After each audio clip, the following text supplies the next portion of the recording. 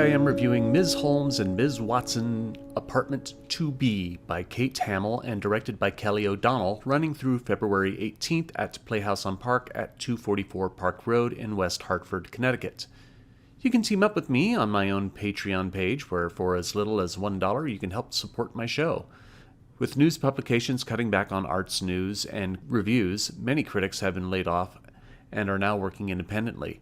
So please consider supporting my work and or other critics, and thank you for those who already help, especially my Neo and Hamilton tier supporters. I'll leave a link in the description. Ms. Holmes and Ms. Watson, Apartment 2B, I think, is the second Kate Hamill work I've seen, the other being the comical interpretation of Pride and Prejudice, which I've seen like 3 times now and have enjoyed to varying degrees depending upon the production. The premise is fairly simple. It's the classic Sir Arthur Conan Doyle tales given a modern comedic feminine twist, as we have Ms. Sherlock Holmes, played by Kirsten Peacock, and Ms. Joan Watson, played by Kelly Letourneau. The two go on several adventures throughout the play, starting with a moderately loose interpretation of A Study in Scarlet that ends up evolving into a story with Irene Adler, played by Megan McDermott, and eventually Professor Moriarty, played by Nick Nudler. Nudler also plays Inspector Lestrade from Scotland Yard. Apparently, all Holmes adaptations now must have Irene Adler and Professor Moriarty in it. Check out my review on A Sherlock Carol. As the program describes, the story is cheerfully desecrating the classic tales of Sherlock Holmes and does so to varying degrees of success. Everything about the play is going to either excite or frustrate long-term Sherlock Holmes fans, and I'm not going to attempt to interpret how everyone who has ever read stories like A Study in Scarlet or The Adventures of the Speckled Band in school will respond to this. So please bear with me as I give my opinion, and hopefully you can extract what you think you might like or dislike about it. Let's start with the obvious. I have absolutely zero issues with Holmes and Watson being women. I think it's a delightful concept and not even necessarily original. Remember the television show Elementary, where Watson was played by Lucy Liu? Though the interpretation of Holmes is still eccentric, Hamill, O'Donnell, and Peacock's combined interpretation of the character diminish Holmes's sociopathic tendencies. She's antisocial and sometimes brooding, but never cold and unfeeling. With the history of where there is a negative stereotype of strong women needing to be cold and emotionless, it's an understandable deviation.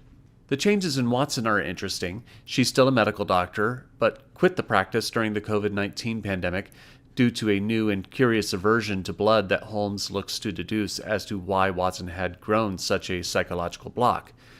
It tends to make Watson more of the comic relief of the duo, as she generally has trouble doing what Watson has traditionally been there for, which is to provide aid through medical analysis of crime scenes for Holmes. This new dynamic between the two is what works best for Ms. Holmes and Ms. Watson.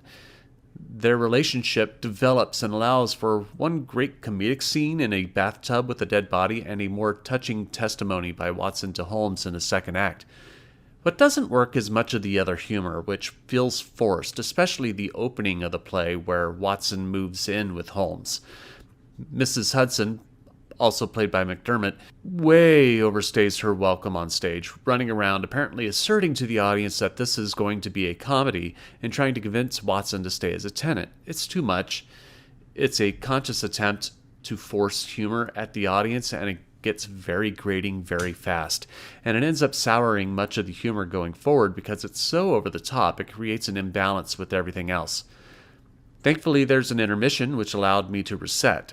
The second act works much better. The comedy isn't as forced, and the sober moments between the characters are allowed to have weight and carry forward the plot. The performances are good when the script and direction doesn't push it too far over the top. I like Peacock's peacocking as Holmes, who struts around with proper superiority in spite of the fact that the character is in 2021 England and has no clue what Google is because she has an aversion to technology. Letourneau also does a good job with Watson, never going too far with Watson's weak stomach. I feel that the character could have been written to be more open with Holmes early on, but that's not Letourneau's fault. She does well with what she has to work with. The design is good. I particularly like Johann Fitzpatrick's lighting and Lindsay G. Fuori's scenic design at the play's finale, as the 4 characters end up in a sort of Mexican standoff above a series of train tracks. Ms. Holmes and Ms. Watson, apartment 2B, is uneven.